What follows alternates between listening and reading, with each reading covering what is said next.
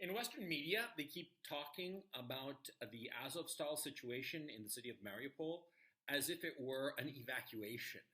They keep saying, that the soldiers there who were all boxed in, yeah, they've been evacuated.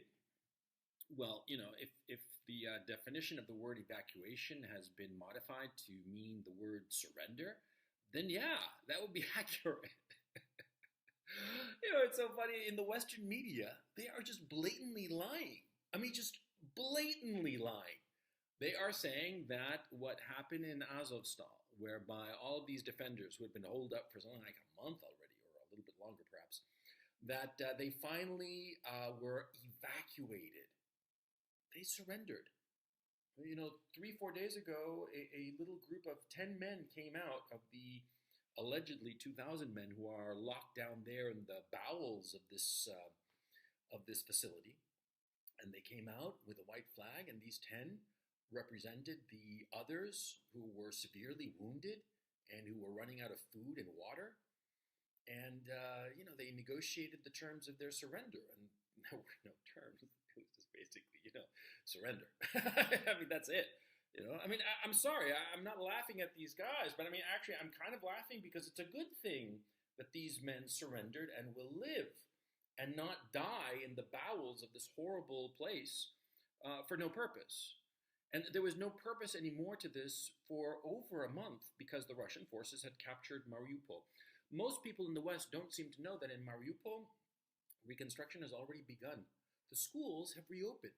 Yeah, life is getting back to normal in Mariupol. The only place that was sort of like boxed in was the Azovstal steelworks facility.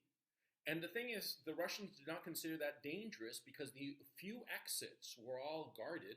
And so they moved all the troops that they had there to the Donbass front weeks ago. Those men in Azovstal weren't doing anything other than, quite frankly, wasting everybody's time and succumbing to gangrene and sepsis and all the other typical infections that happen to soldiers who are not looked after with medical attention. See, the whole thing was just a farce. And the only people who suffered, quite frankly, were the Azovstal, Azov battalion people, all these neo-Nazis who were down there. And that's the issue. See, these people, some of them are just regular soldiers. Some of them were actually civilians being used as human shields.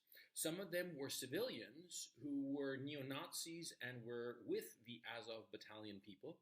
And the others were Azov battalion neo-Nazis. And the way that you can tell whether they're a neo-Nazi or not is to just look at their tattoos.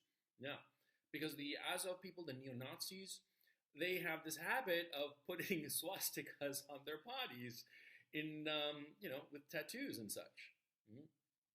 And so the Russians, what did they do to this first group of 10 who came out? They told them, yeah, sure, we'll accept your surrender, and these are the terms, and this is what you're going to do, and this is how your men are going to come out. And that's what they've been doing. And it's such a flood that the Russians apparently are having a bit of an issue of where to hold all these people. Not a serious issue, but it's become, there are so many.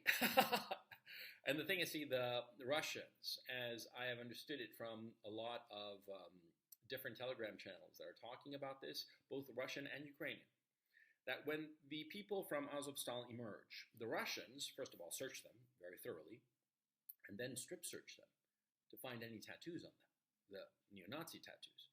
And it's not, a full-on strip search like a TSA strip search for drugs. No, it's just, pull up your shirt, let's see your back, let's see what you have, pull down your shirt so I can see, your shoulders if you have something, or raise up your thing, yeah, that kind of thing, that kind of search, but they do it to everyone.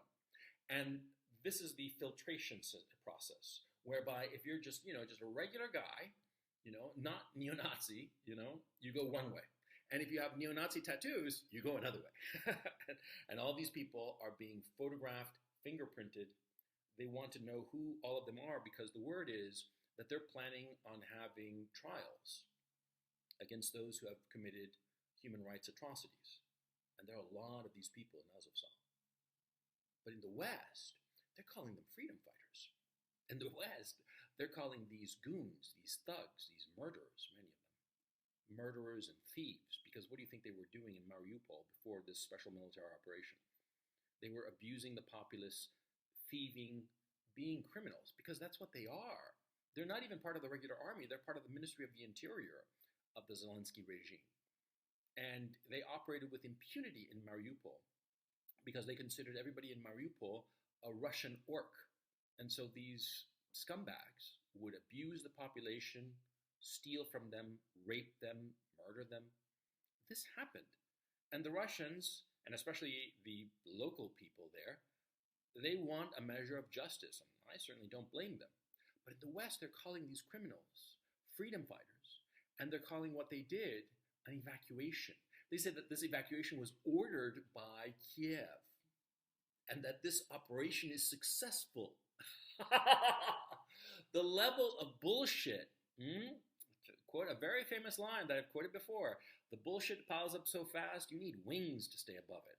Yeah, it was true in Apocalypse Now in Vietnam, and it's true today. This kind of bullshit is just insane. But the people in the West believe it, and more to the point, the people in Ukraine, civilians, a lot of them believe it. Not all, a lot. But that's the point of this propaganda.